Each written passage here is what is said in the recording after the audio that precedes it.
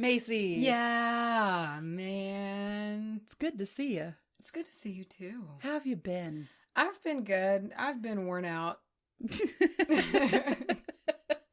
It's been good. I've just been busy. Like, so you know when you like come in from a camping trip? Oh, yeah.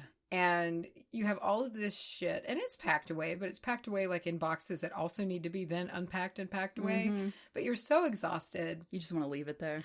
Yes. And so all week has kind of been just like recovery, like do a little bit at a time. And like, I'm excited for today to relax and do nothing because I feel like it's just been constant work. Oh, yeah. Yeah, I'm ready to get home, take a good, just a hot, steaming shower. Oh, yeah. Yeah, man. Watch the ending of the GOT. Mm-hmm. End of an era. Clark says he has something special planned for it, so I'm excited to see. I so believe that. What we do. I think I have an inkling because when we first moved into the house, all we had was a TV, an air mattress, and a bottle of wine, and we would watch Game of Thrones because I had never seen it, so I had to get caught up, you know. So I think it's going to be like a little something throwback to that. Yeah, a little homage to the beginning. Oh, yeah. I've had a fantastic week. Good. I have taken my life by the balls. Good. And strangled it. I've made a schedule for myself, and I've realized I think this is what I need in my life is just some routine. Routine, man, dude, I am a routine-oriented person, and it matters. Like, I don't keep planners. I don't do anything like that, but I have a routine, and I stick to it. The weekends are a free-for-all. Oh, they are for me, too. That's the only way I stay sane. But it's fantastic. I'm glad to hear it. Also, we had that merch drop. I'm so excited about it. I can't wait to get my mug and my tank top. I've been telling people I'm just going to live. Yeah. I'm going to live in the hoodie. I'm going to wear that tank top all the time. And I think it had a really good reception. People were really excited, and I'm grateful for that. That's really cool to see. When you work really hard on something, people are like, they dig it. Well, and it's just cool to know that people are going to be wearing our shit. I know, like, it's crazy. It's super cool. We're very excited. Offending young children everywhere. Or I guess offending the parents of young children everywhere. Yeah. Yeah, pretty much. Edgy with the Witch Bitch Amateur Hour merch. Rebelling. I think I'm losing my voice again. Oh, fuck. I'm just really mad about it. I don't get allergies. Right. Well, I do get allergies, but I don't get like your classic, like, sniffly, runny eyes. My allergies attack my vocal cords. I have not been able to sing in a week. You're just like sexy Phoebe now. But she could sing. One song in, it's like, I'm trashed for hours. Like, do you still have your tonsils? Yeah, I wish I didn't. But you can't hardly get them out. You want me to take them out right now? Just get a hot blade. Open your mouth. Oh. I'll rip them out with my fingers. It would honestly probably feel better. But first, got a Patreon shout out segment.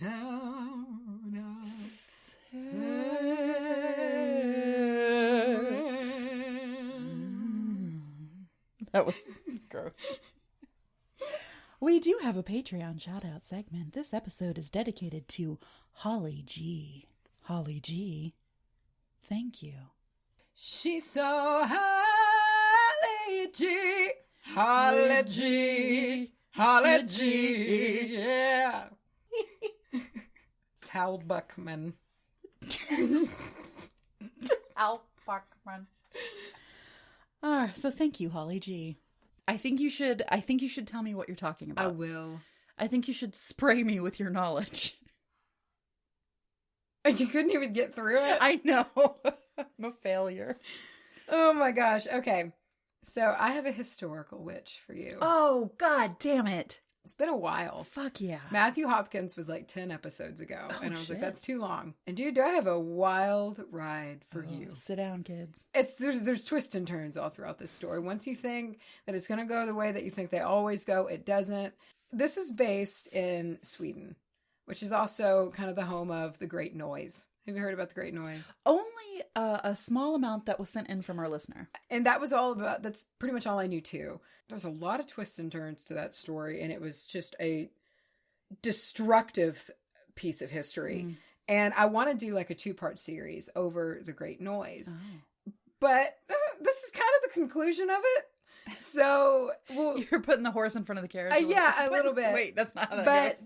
This is because this woman was a pivotal piece of why this all needed to come to an end, which is unfortunate. However, a big price was paid for a big change. And so this is the story, and I believe it's Malin, Matsdotter. Not much is known about her, and most of which is known came out in her trial. So she was married to Erik Nielsen. He worked in like manufacturing of like nails and other like small metal pieces and things like that. And in 1668, he was executed for sodomy with a cow. Oh. Yeah. Maybe. I don't know. I'm just watching your roller coaster of noises. I'm processing. No, I know. Right Me now. too. I had to also process. Okay. Because at first I found executed for sodomy, and I was like, God damn it, that's ridiculous. Come on. And then it was then actually you add intercourse with a cow. But then you said maybe. Well, I don't know what to think. Maybe. See, this is another one of those stories to where there is no good guy. Similar to Alice Kettler. So he fucked the cow is what we're saying. Maybe. Okay. I don't know, because it's just really tricky because there's a lot of character flaws with everyone. And so let me get to that. You'll understand. Erik and Malin had 2 daughters. Anna, Erik's daughter, and Maria, Erik's daughter. Was one of them half cow? Gross. Totally how it works, right? So the elder daughter, Anna, the elder daughter,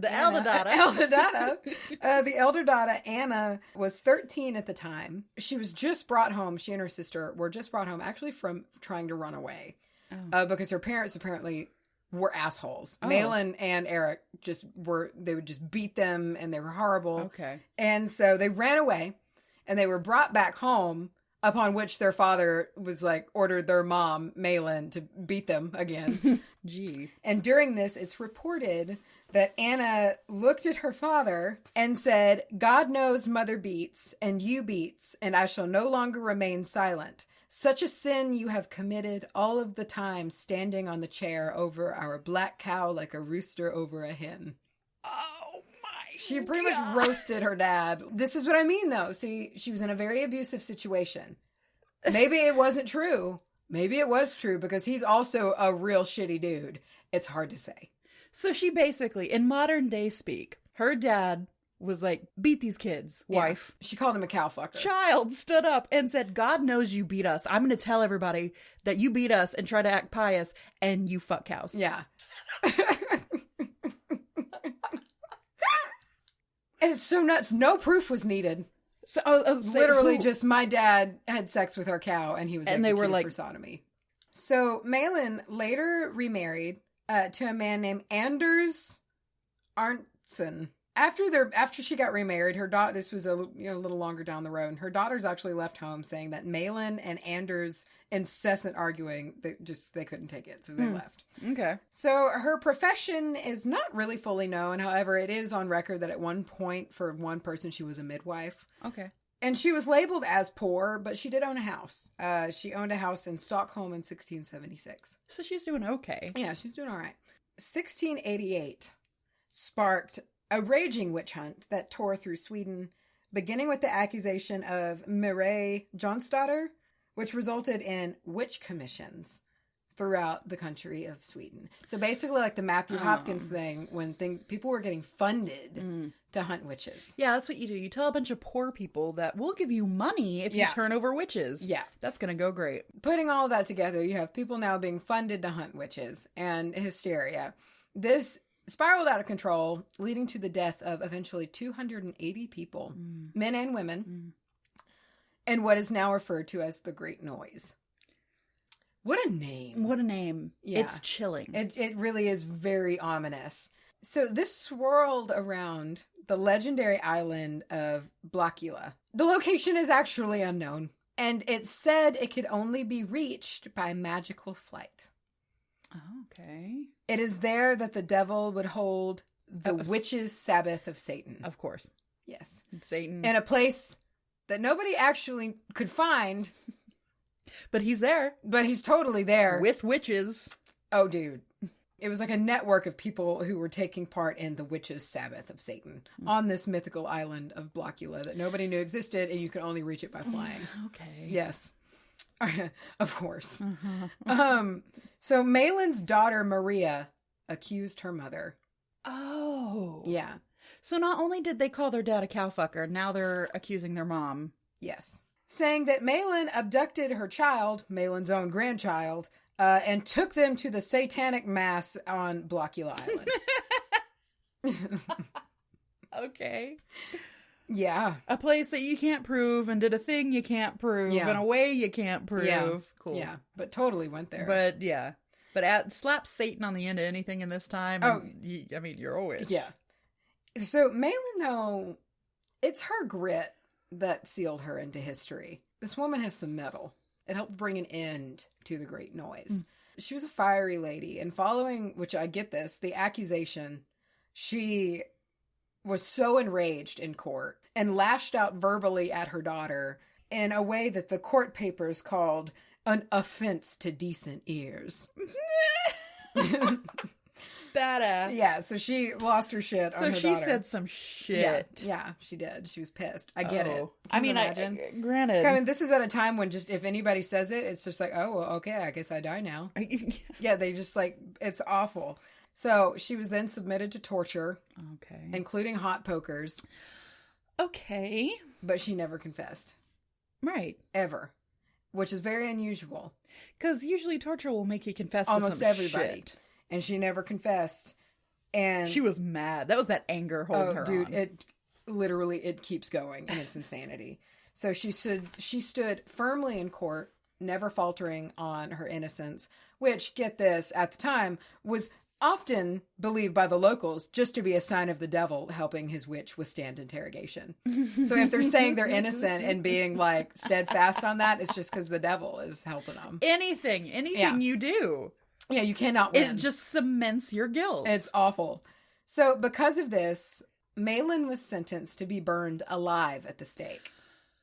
Which, a lot of the time in history, people weren't burned alive. They were like hanged or beheaded, and then their body was burned. It was to be executed and burned.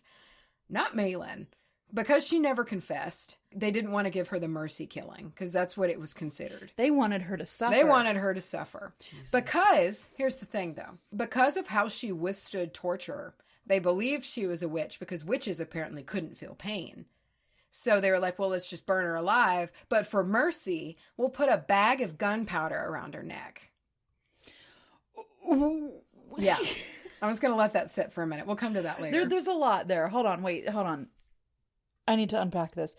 So, they believe that she is a witch so thoroughly that they are prepared to not only kill her, but to burn her alive. Yeah. However, for mercy, in quotes, they put gunpowder around her neck. In a bag. I'm guessing to expedite her death. Yeah. If they think she cannot feel pain, I know. It makes no sense. Yeah. It's almost as if they knew what they were doing on some level. Highly controversial sentence. It started to cause a debate amongst authorities to the severity of this just ridiculously violent punishment. That was also against normal practice because they don't usually execute without a confession. Sure, the confession was given out of torture, but it was still a confession. She was being burned at the stake alive for no confession at all, which was against normal practice. So local kind of lawmakers were starting to swirl here, like, what is happening? This has gone on a long time. Keep in mind, over 250 people have been killed at this point. So at some point, something so hateful had to happen to make people go, wait. Yeah. What the fuck are we doing? Execution day came, as it always does, it seems in these stories, unfortunately. August 5th, 1976.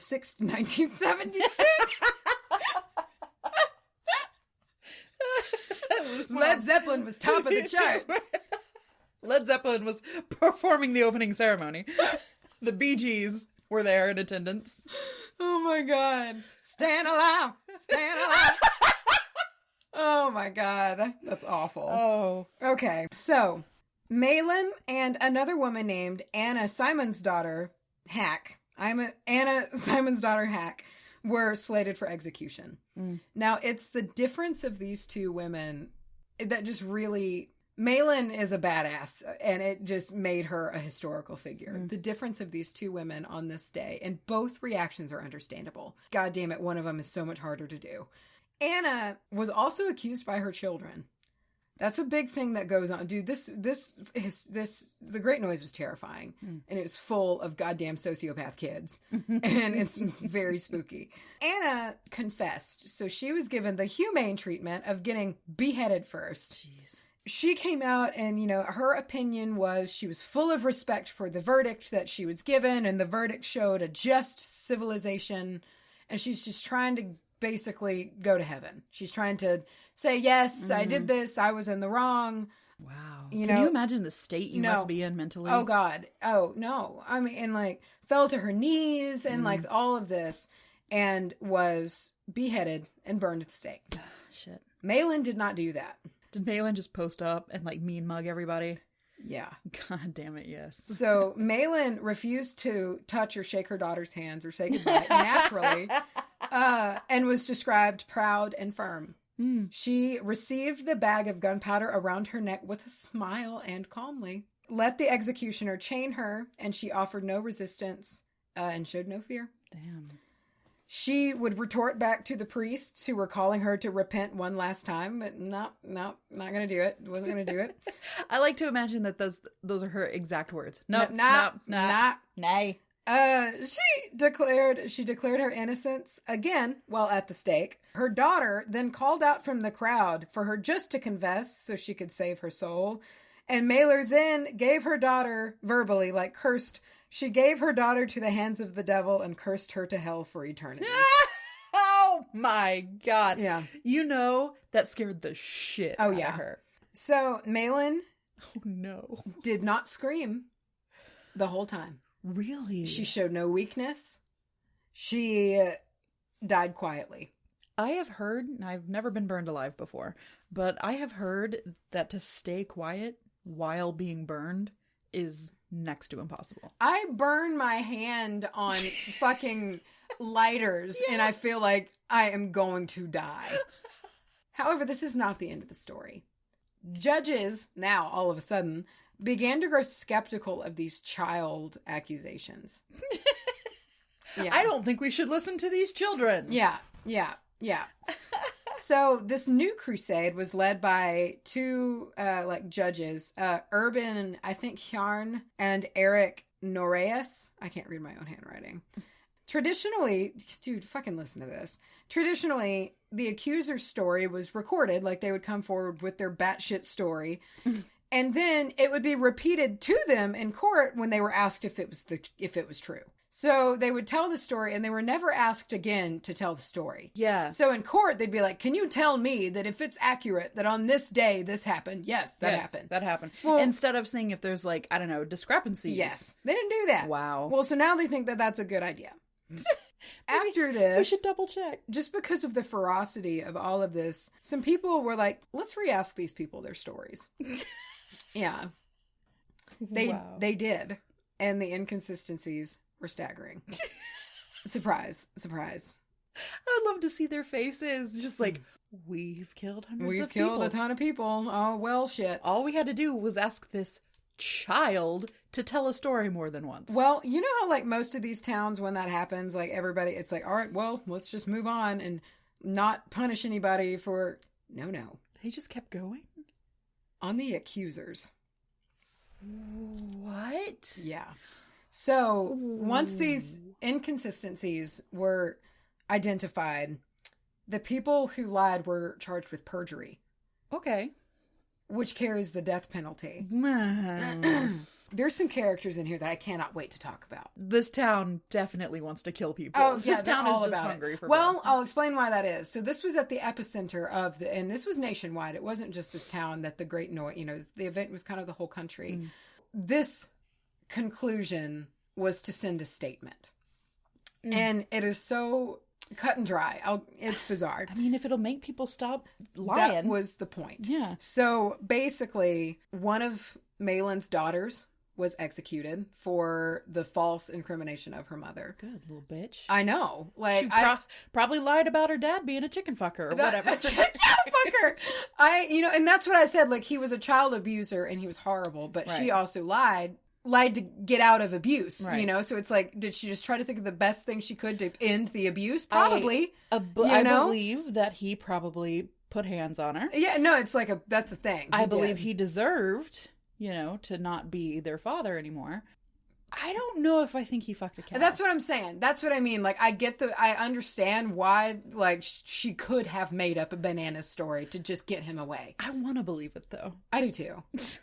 I do, too. So, along with Malin's violent execution being a major cause, accusations were starting to also swirl to upper-class members of society. And by that point, they were like, all right, we need to shut this shit down. We should stop this. Yeah. That's also a very important indicator. 3 children involved. I don't want to name them because it is going to make for a great story. One of them was 13. He is now known as just an absolutely just horrifying example of a pathological liar. Lied for fun. Because of him, tons of people died. And he just loved to lie to be the center of attention. So we're dealing with a 13-year-old narcissist. Yeah. Personality disorder. With just a complete need to lie all the time. He was a pathological liar. And so he was loving this. Yeah. And to the very end, when they executed him at 13 years old. Whoa. Yeah. Okay. Yeah. He and 2 girls who also had a big role in a bunch of people dying, and it was proven that they were making all of it up. They were also executed. So they executed 3 kids along with other people who were involved in all of the accusations. And this was to send a message to everybody. All right, you know what? Try to, if you think that somebody is a witch, you better fucking mean it. Yeah. Because otherwise we're going to kill you. Or at least memorize your story. Yeah, like, and that's the thing, the pendulum swing is unbelievable. They went from just not cross-examining stories to, oh, okay, well, if you lie, then we're just going to kill you too. Jesus Christ. And like, okay, I get hard justice, especially in this time when we're dealing with them knowingly basically murdering people. They weren't doing it with their own hands. No, yeah, but they were just ending lives. They knew what was going to happen. Well, and from what I was reading, a lot of times, they'd threaten their parents. Yeah. Because at this time, like, legally, kids' testimonies were not questioned. Right. And so, I mean, because kids don't lie. Yeah, no. And so if, like, this little bitch-ass kid wanted something, I'm just going to tell everybody that you're a witch. Yeah. Oh, God. Oh, can you imagine? Ooh, the little shits that were probably running around. Ew. A child? Maybe should, like, not be murdered? I know, dude. I know. I mean, maybe, like, imprisoned for a little bit or something, which still, I know it's a child, but, like, this is still medieval times. Like, imprisonment probably equaled murder anyway. But they did it to send a message. They were done with this shit. And priests were actually told to tell their congregation that there are just no more witches left in Sweden.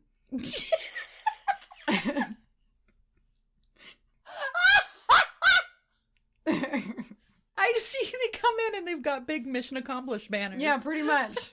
That's hilarious. So that marked the end of the Great Noise. So that's the conclusion, and that's not all of the conclusion.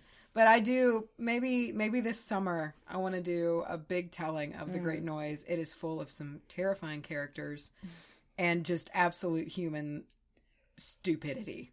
That's a lot. I know. There is so much. That's what I mean. And, like, nobody's good. Like, even Malin, she abused her children. Yeah. She had a bad past. She did some bad shit. And her daughters really hated her. Which I get. Like, okay, I get it. I get it. She was, but it just, they all took it too far. Yeah. It just blows my mind as to how, those people who did that were still humans, human beings. It's not like evolution has changed us. Yeah. Whatever was in them to do that is in you and me. Yeah. And absolutely. It's just like, God damn, it makes no sense, though. I don't understand it. You have to go through stuff like this to learn. You had to go through people dying because you didn't think to double check stories, to now that is a major form of, like, interrogation technique, is to see if there's discrepancies in the story. At least in our part of the world. Well, yeah. If you're lucky enough to live somewhere where you get the privilege of being innocent until you're proven guilty. But just how you have to learn things like that. And they didn't know that until some guy was like, hold up. Maybe kids lie. Maybe this kid's lying because his mom didn't buy him a Burger King meal. Or whatever. I love in these historical episodes, you really do get to see how history is often looked at as something that's really boring. I think. It's so exciting. But when you really focus in on one person. That's one story. Right. One life. And how fucking wild that is. And then kind of work outwards from there and think, how many stories were there like that in this crazy time? All right. I have an episode that was a request from a patron. This comes from Kim, from Clever Kim. We know her. I'm going to be talking about, and I thought this was really cool, black salt. Interesting. Yeah, man. Yeah. And I was about halfway through making all my notes, and I turned to Clark and I said, I just realized we haven't talked about regular salt yet, but we're going to jump in with black salt. As we do with shit like this. As we do. This is one of those topics. Sometimes her and I, just talking between ourselves, we'll have a topic, and it just speaks to us. For Macy, it was the marjoram. Marjoram was a big one, yeah. And this one, I mean, I need some in my life. I was not just researching it like, oh, this is interesting.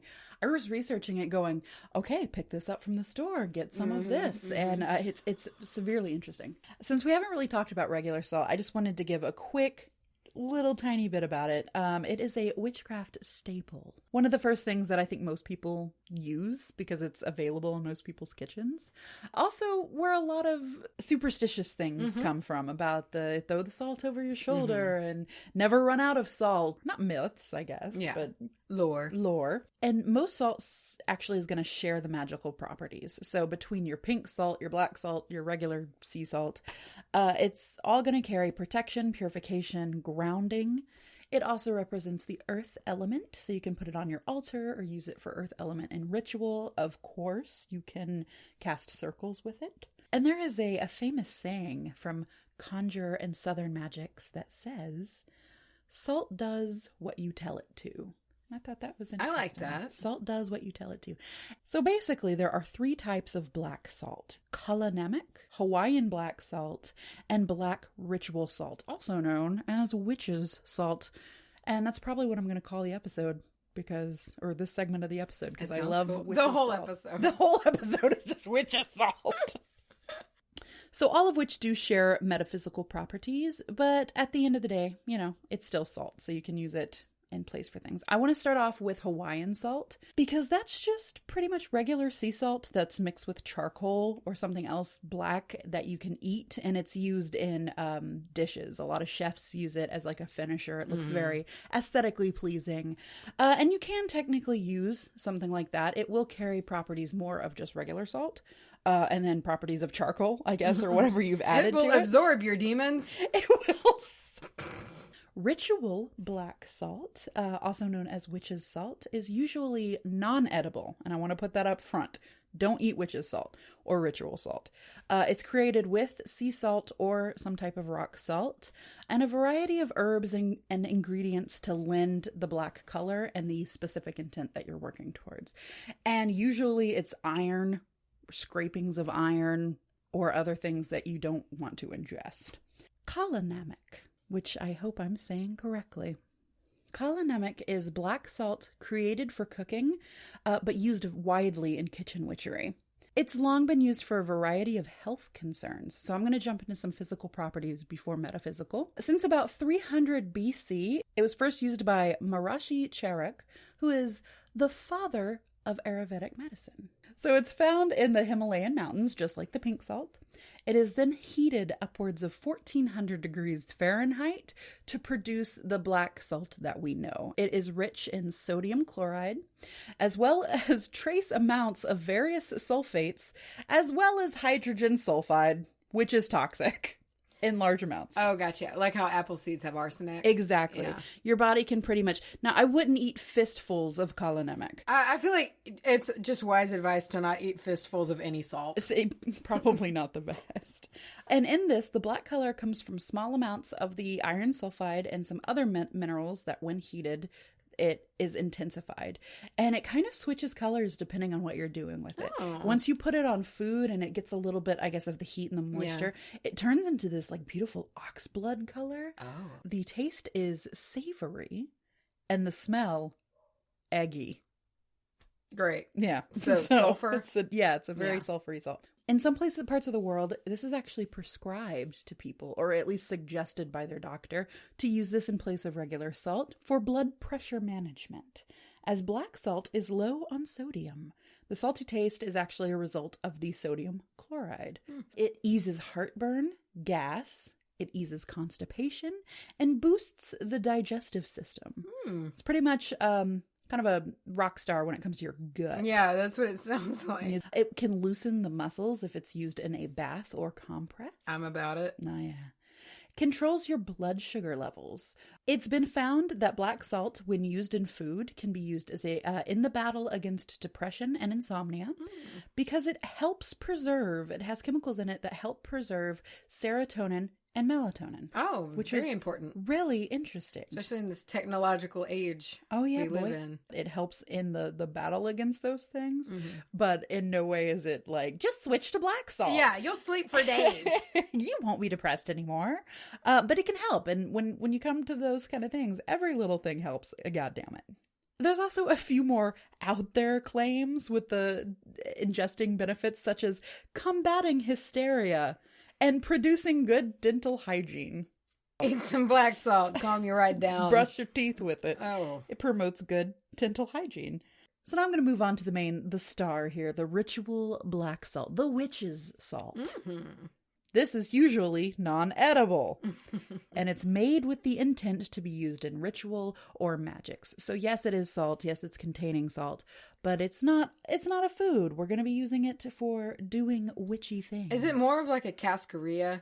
Like a blend of different things? It can be. Okay. It can be. There's many, many different ways to make this, including basically it just being black salt, to being full of oils and herbs and just this beautiful mix of whatever you're trying to do to it.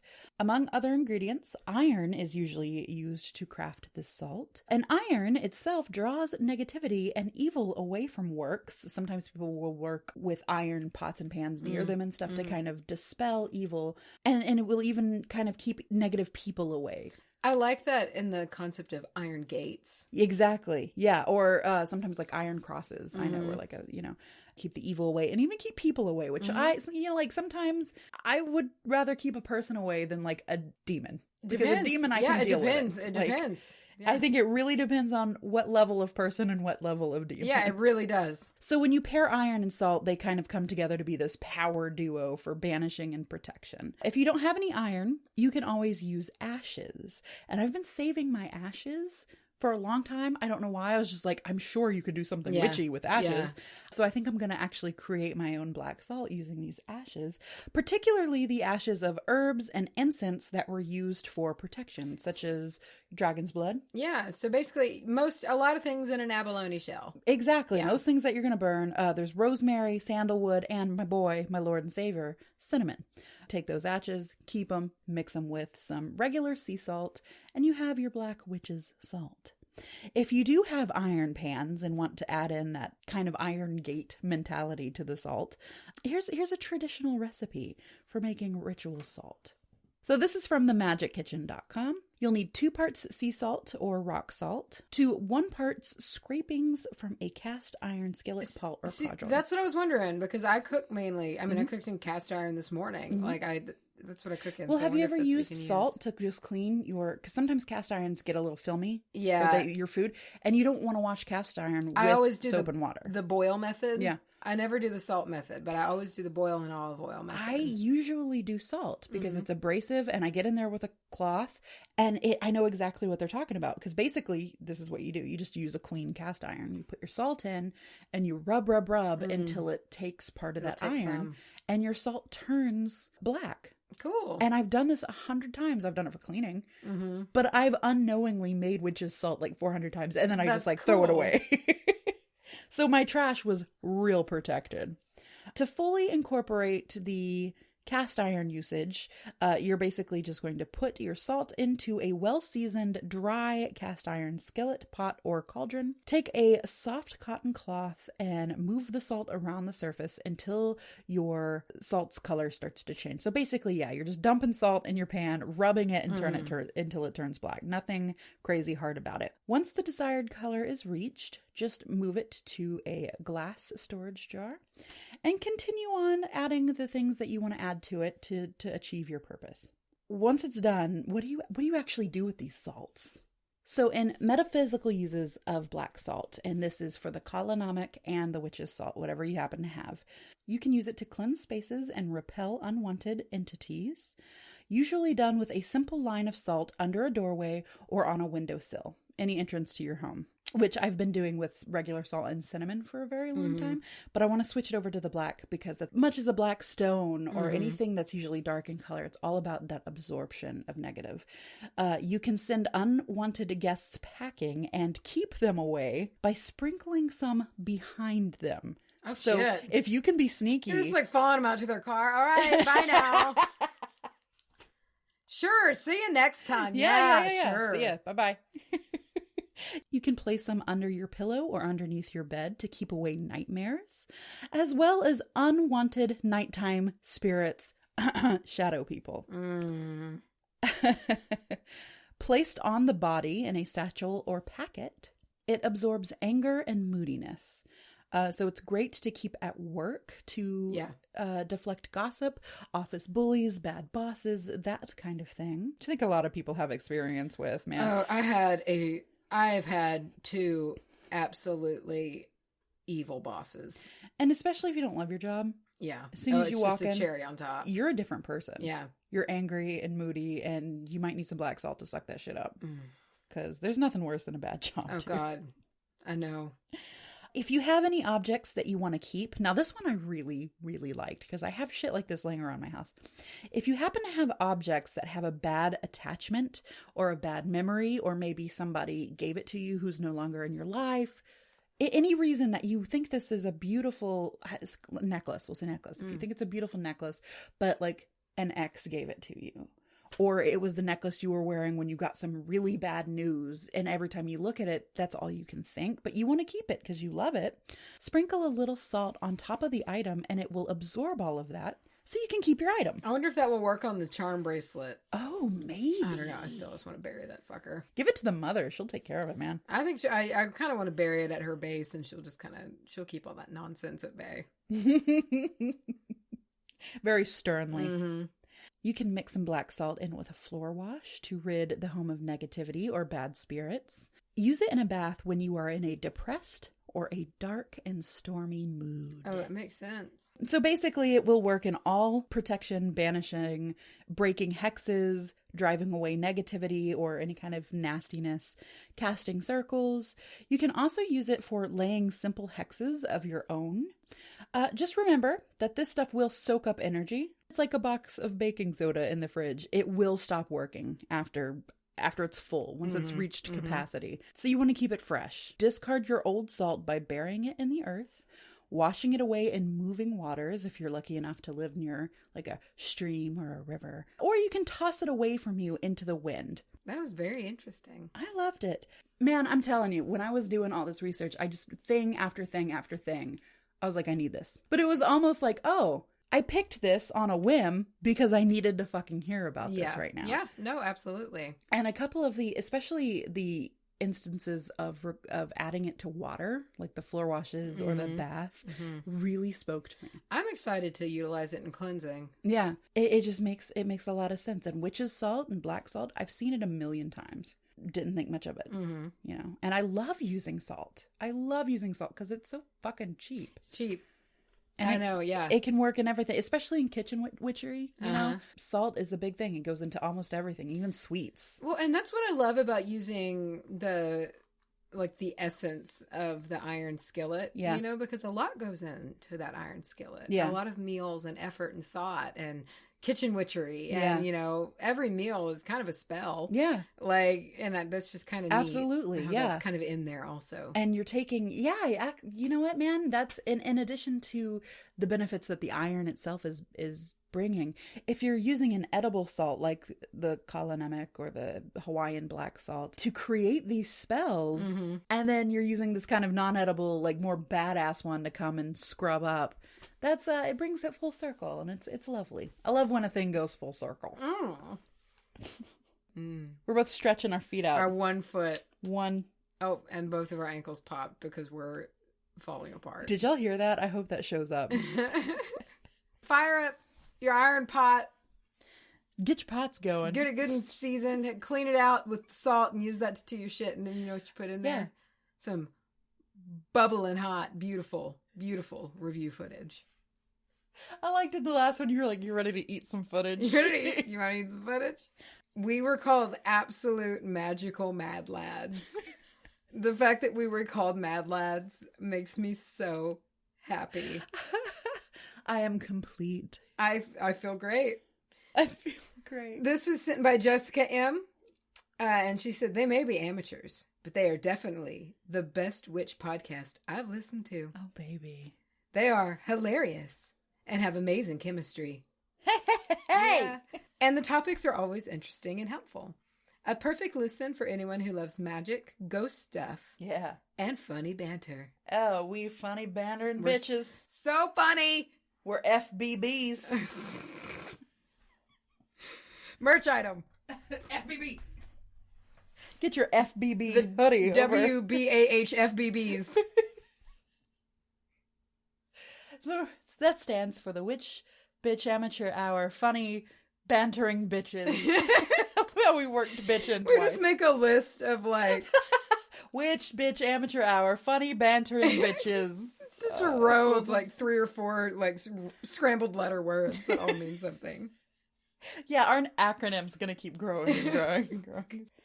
Again, we've got that live show coming up at the pop-up at the Pagan Pop-Up Volume 2. That is on October 13th. Mark your fucking calendars. Be there.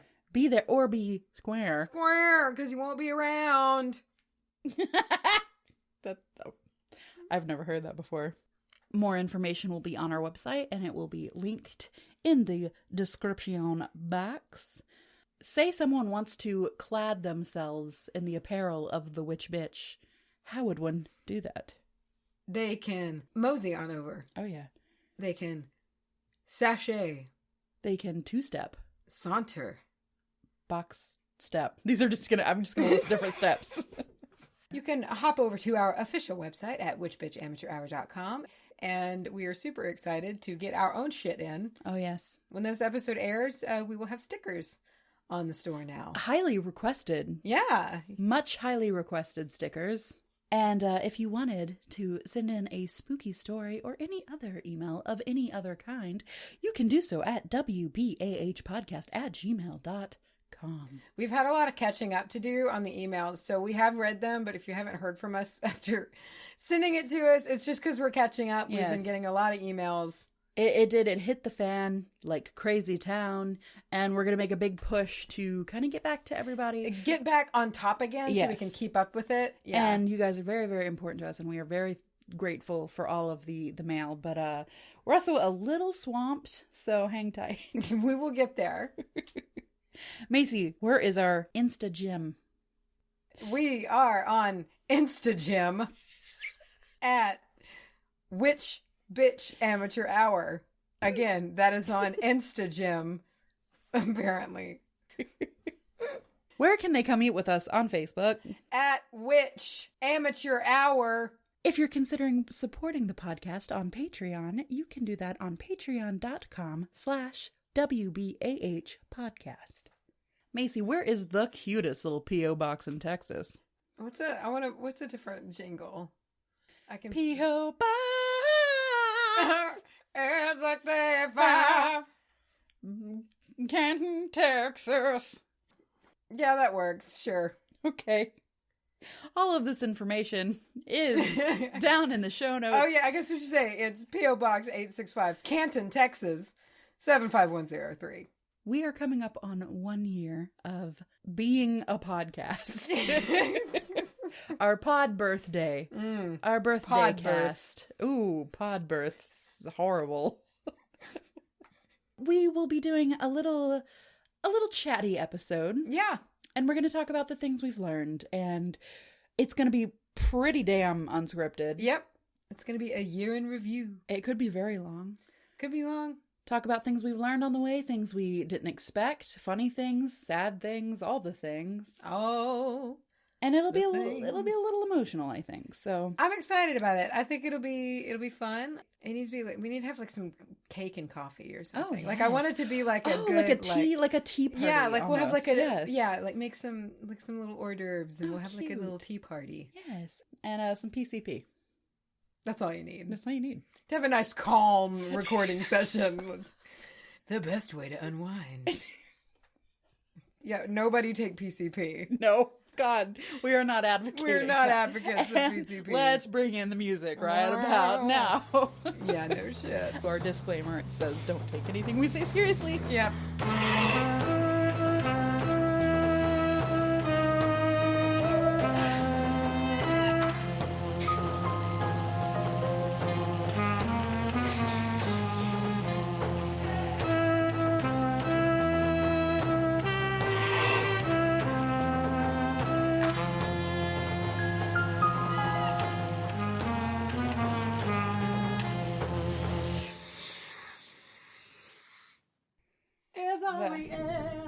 Of glory. Is that what we were doing? Yeah. And I'm throwing out the window with you. In other words.